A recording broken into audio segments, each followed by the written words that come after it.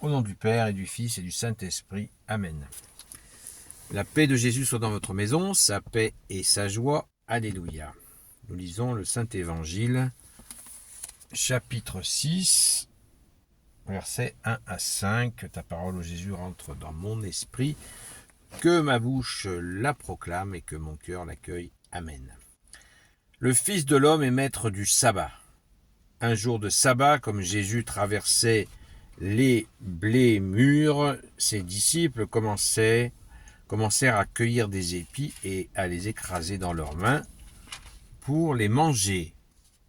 Quelques pharisiens leur dirent « Pourquoi faites-vous ce qui n'est pas permis le jour du sabbat ?» Jésus leur répondit « Vous n'avez donc pas lu ce qu'a fait David et avec lui ses hommes un jour qu'il avait faim. Il est entré dans la maison de Dieu et il a pris les pains de l'offrande. Il en a mangé et en a donné à ses hommes, alors que seuls les prêtres peuvent en manger. » Jésus ajoutait « Sachez que le Fils de l'homme est Seigneur du sabbat. » Merci Jésus pour ta parole.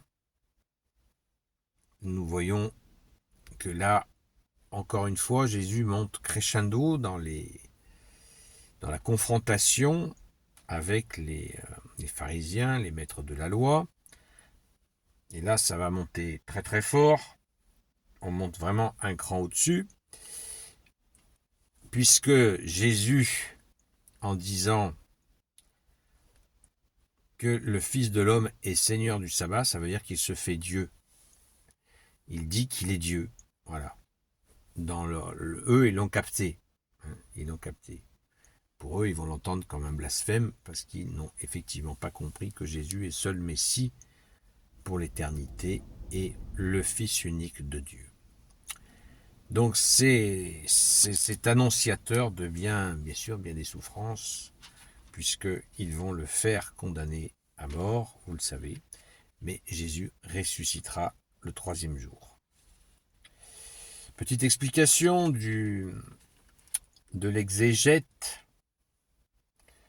Dieu avait demandé qu'un jour par semaine nommé sabbat ou repos. Voilà pour ceux qui ne savent pas ce que c'est que le sabbat. Donc un jour par semaine nommé sabbat, qui veut dire repos, soit sanctifié par le repos de tous, car il ne veut pas que son peuple se rende esclave de sa subsistance quotidienne ou de son travail. Dans le premier cas, Jésus ne discute pas avec les pharisiens pour qui le simple fait d'arracher quelques épis et de les égrener est un travail. Il leur rappelle seulement que deux grands croyants comme David ont parfois contourné des lois.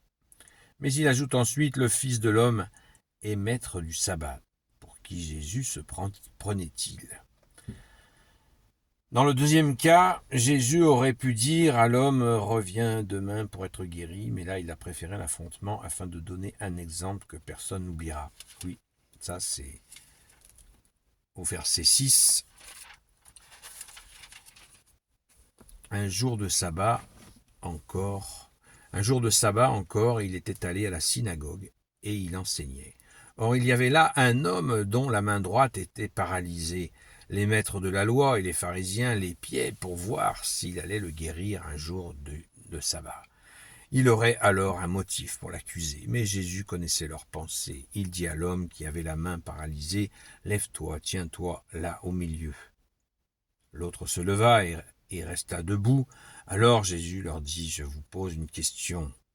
Le jour du sabbat est-il permis de faire du bien ou de faire du mal, de sauver une vie ou de donner la mort ?» Jésus promena son regard sur l'assistance, puis il dit à l'homme, « Étends ta main. » L'autre étendit la main, elle était guérie. Eux alors, au comble de la colère, commencèrent à discuter entre eux ce qu'ils allaient faire à Jésus. Eh bien voilà, l'endurcissement du cœur jusqu'où il peut aller. C'est absolument effroyable. Un homme a une main paralysée. Jésus leur dit que faut-il faire, et eux, ils restent dans leur loi. Aucun début de cœur, c'est ce qu'on disait dans la vidéo d'hier. ni cœur, ni justice, ni miséricorde. Voilà où a amené la loi à rallonge, 613 commandements, qui a conduit à un dessèchement. L'absence, ils n'ont pas de vin, ils n'ont pas l'amour de Dieu. Ils se sont égarés dans le réglementarisme. C'est terrifiant. C'est terrifiant et Jésus a été confronté à ça et de nos jours, ça existe encore. Donc, prions, supplions Jésus de nous donner un cœur de chair, un cœur qui aime. Merci Jésus, prends pitié ô Jésus. Et merci Jésus d'être venu restaurer l'amour, la justice et la miséricorde. Gloire éternelle soit au Père, au Fils et au Saint-Esprit, maintenant et toujours, et pour l'éternité. Amen. Ô Jésus, toi qui peux tout et qui portes tout, toi le Sauveur, toi l'Emmanuel, je te confie toutes celles et ceux qui regarderont cette vidéo, ainsi que leurs proches, selon ta seule volonté, ô Jésus. Sainte Marie, Reine des cieux, toi l'Immaculée Conception, toi qui écrases le serpent, toi qui as la lune sous tes pas, toi notre Mère, Notre-Dame. Saint Joseph, toi le juste et le saint, toi le sage, toi la terreur des démons, toi le saint gardien de la Sainte Église catholique et apostolique. Sainte Marie-Madeleine, notre chère sainte patronne, et vous tous les saints et saintes, amis de Jésus, Saint Michel Archange qui est comme Dieu, Saint Gabriel Archange, Saint Raphaël Archange, et vous tous les anges qui servez Jésus, je vous confie toutes celles et ceux qui regarderont cette vidéo, ainsi que leurs proches, selon ta seule volonté, ô Jésus. La paix de Jésus soit dans votre maison. Eh bien,